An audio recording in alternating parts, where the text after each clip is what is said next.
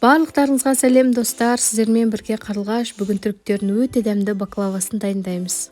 Ең алдымен қамыр илеп аламыз. Оған сүт, жұмыртқа, сұйық май, тұз, ұн, разрыхитель қосып, қамырымызды илеп аламыз. Содан соң 1 сағатқа бетін жауып, бір жерге қоя тұрамыз. Қамыр дайын болғаннан кейін осылай бөліктерге бөліп, формаға байланысты жұқалау ғып, 4 бұрышты ғып жайып аламыз.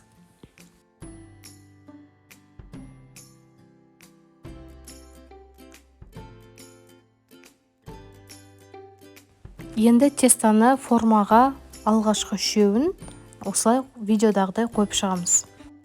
Енді бізге фисташки керек. Фисташкиді майдалап аламыз. Жаңағы тестаның үстіне осылай фисташкиларды сүйіп шығамыз. Ары қарай тестаны қойып, үстіне фисташки сеуіп, барлығын осылай жасап шығамыз.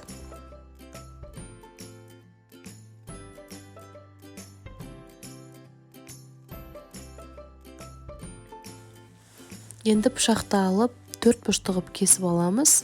Одан соң үстіне сары майды құямыз.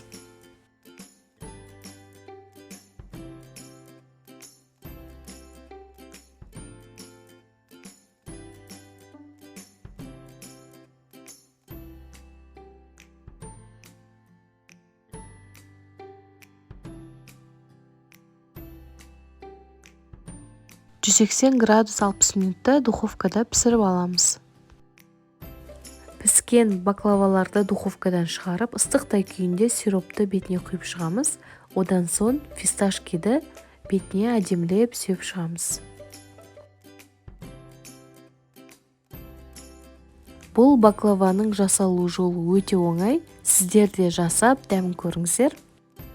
Видео ұнаған болса, лайк басып, каналға тіркеліп кетіңіздер. Рахмет!